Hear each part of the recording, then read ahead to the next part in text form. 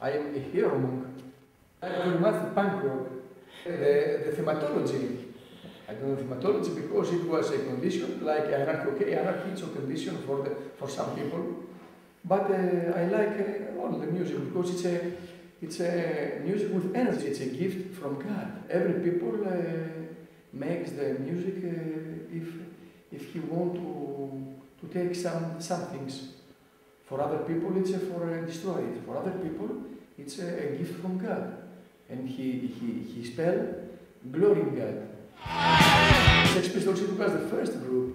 Before probably one month, I hear all the first album. It was a very powered.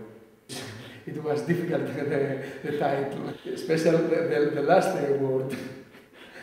Yeah, but it was something else. All this energy is taken from GarageBand, if you remember. From GarageBand, from the psychedelic conditions inside from America. And all these people, some people, he believe in God, but he have a discovered sign from God, and sometimes he goes in mistakes with drugs, with destroyers. The main choice is to feel well inside in your soul, and after to glory the God, because it's a gift from God. But the God it's inside in the heart and the soul. But we need to discover it inside from our souls, the God.